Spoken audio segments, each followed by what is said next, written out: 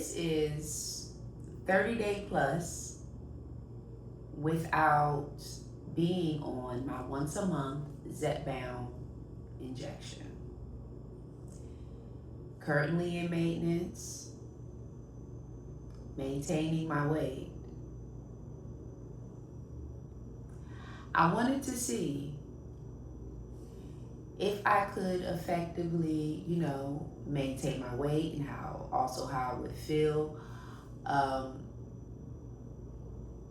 Just not being on the GOP one Zepbound.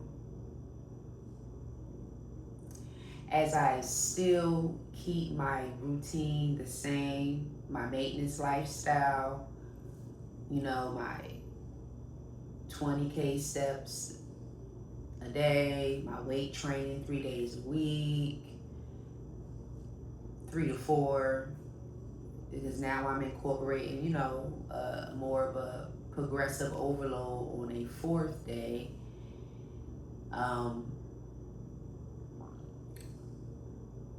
Intermittent fasting, taking my supplements for vitamin, efficiency, and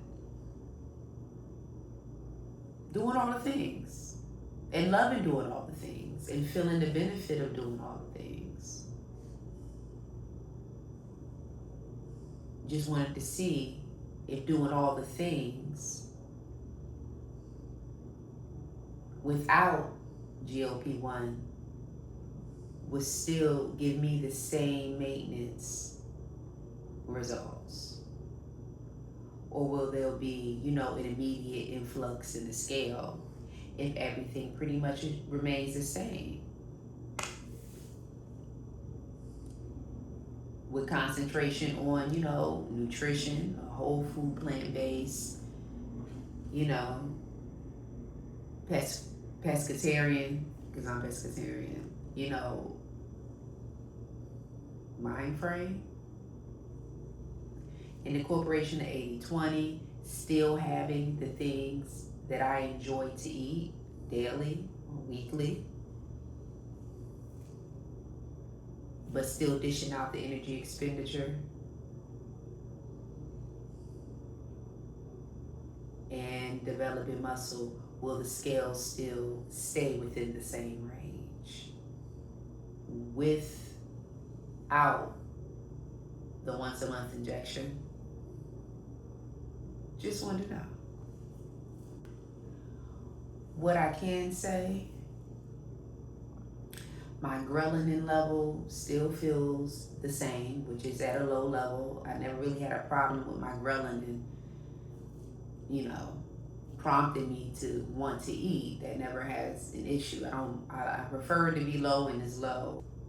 I'm not going to necessarily continue on not being on a once a month, but I'm just right now in a experimenting phase to see if I can maintain without the medication and to see what it just feels like in full pursuit of everything else. So that is a difference. I have to put even more focus on protein-based foods with fiber, definitely with fiber.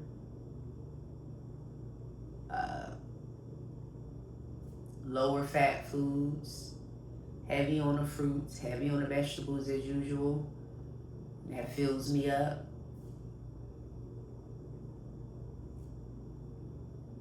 I can say food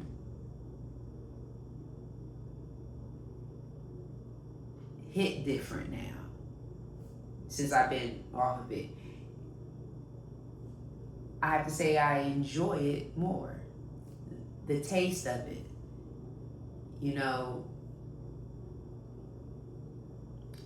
before, like, especially when I was like heavy on GLP-1 weekly, not just monthly, I kind of, my palate's kind of sedated some, you know what I mean? I know I needed to eat, but it wasn't like I had any type of real excitement or looking forward to, having that particular dish, because I had a craving for that dish.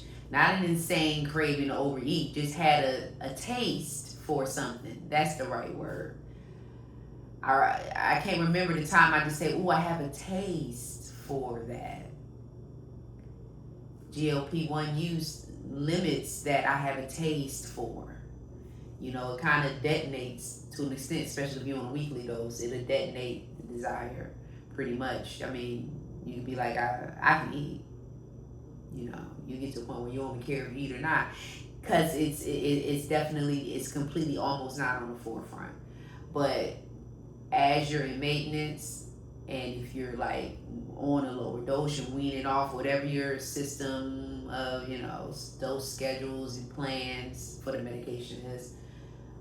If it's in that posture, you're going to start to feel even more of a sensation, a normal sensation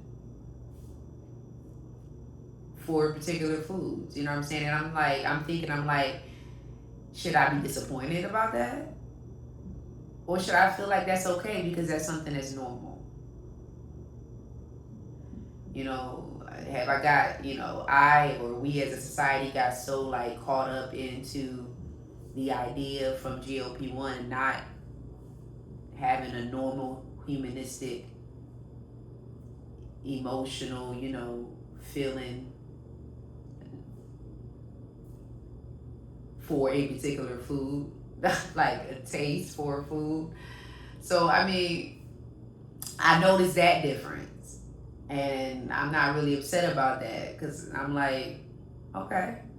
It finally got me to the level of, appreciation and not just eating, because I have, of course I have to eat, and not even caring whether or not I enjoy it or not.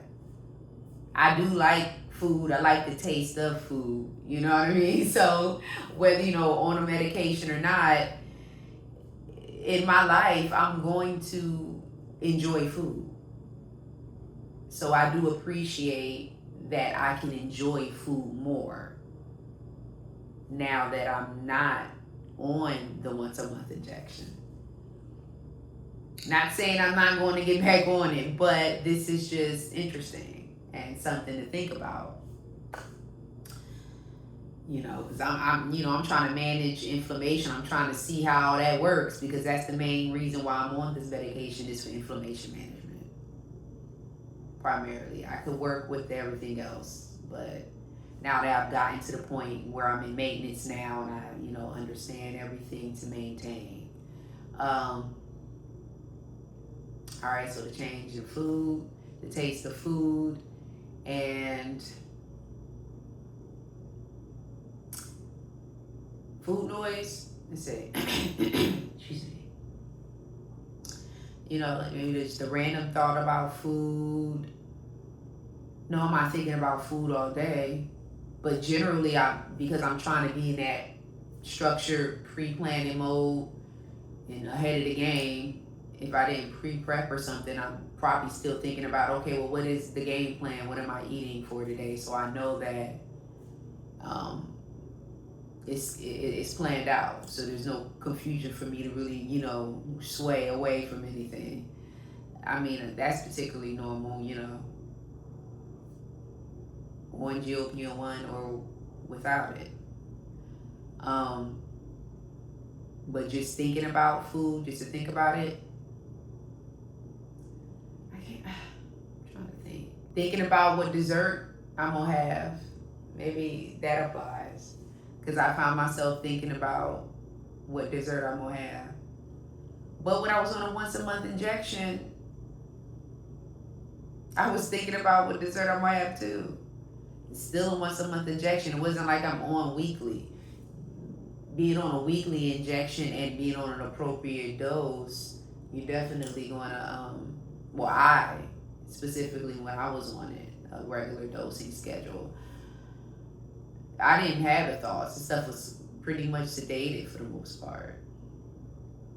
So that maybe the food noise, was coming in as I was playing with microdosing on a low dose and realizing that 5 milligram wasn't enough, that's when I really experienced what I thought, was food noise coming back into the picture. But since then, I really haven't had like serious cases of food noise interruption. So it's really just the taste of food hitting different now. It's the taste of food hitting different now, and me not having any side effects because it's nothing that I'm on to have side effects. And that kind of hit different too. Not having to worry about having a comfortable side effect as a result of the GLP-1. Not having to deal with it because I'm trying to get down to a weight. When I'm already at the weight, I have to maintain the weight by my practices more so than the medication. It is everything on the practices to maintain the weight, which is why I'm doing this too, because I really want to prove Eli Lilly's theory to not be true, which I mean has already been proven to not be true, because there are people that have kept the weight off without the medication in their studies, but they're not highlighted. But just basic common sense, if you still live by the practices to lose the weight and they continue to maintain the weight, it should pretty much work out. Now that you can eat a little bit more calories rather than being in a complete deficit for the weight loss part. Now you can work on, contouring the body the way you want through body composition and, all that type of stuff.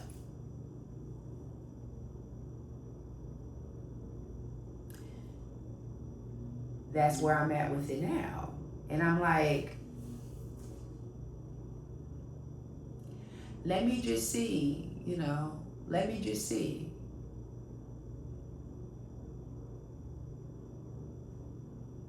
Because it's just science. So I'm going to see. And you know what I mean? Like, so far, so good. So far, so good. Because I'm still within my weight range and I'm on the earlier part of my weight range rather than the end of my weight range. Between 125, 135 with that 10-pound allowance. I'm on the earlier part of it, which is what I'd rather be on, between 125 and 130 rather than the 130 to 135. So I'm in the first tier of the weight range.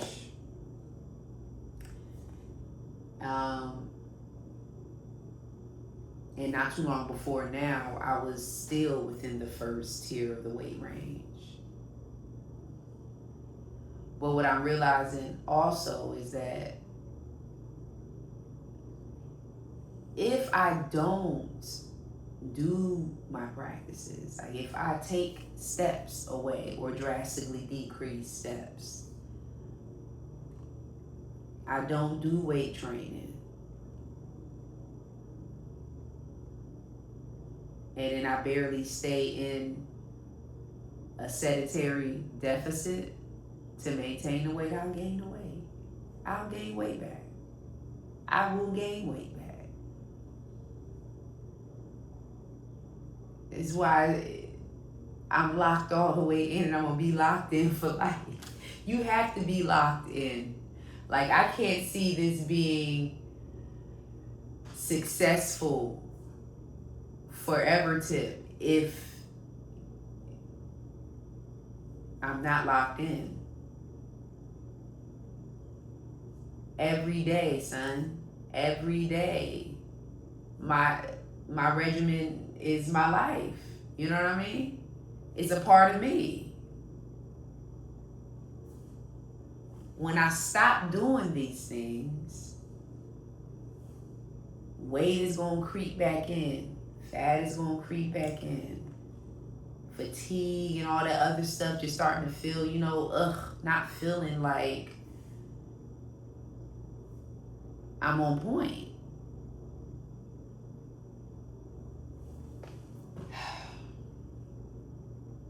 I can say I feel like I'm on point, although I'm not on a once a month injection. And I'm still going to push it to the 60-day mark and see how I'm feeling and what the data and stuff is showing. Am I still maintaining in the first tier of my weight range? Still with the same energy. I don't think any of that ever is going to change. Like, my energy is on point. The supplementation I take every single morning is on point. The food on point. My level of moderation, on point. Enough. You put that in. For the most part, sometimes I have where I go over, I go over the appropriate the appropriate moderation or whatever. I might just have a moment.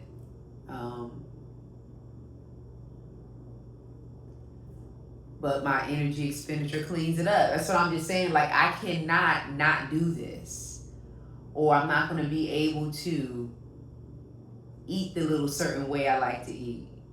You know what I mean? With my extra 20% weekly. You know what I mean? Like, or the daily basis, depending on how I'm playing around with things. The energy expenditure is everything. My routine is everything. Okay? Like, I cannot not do it. All right. So that pretty much is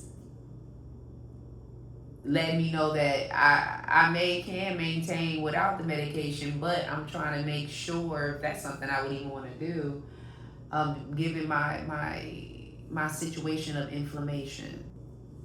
I'm just operating on my supplements right now, which include my, prescribed water pills or whatever, you know what I mean? If I stop taking that, will I, get an influx of further inflammation, through edema or whatever? It's just part reason why I'm taking them as well.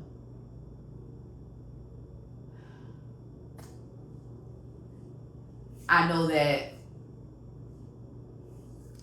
I may be one of them cases if that's something I wanted to do, which I'm not fully sure of, but I'll be one of them cases that beat Lily's theory or, any other person's theory about gaining the weight back,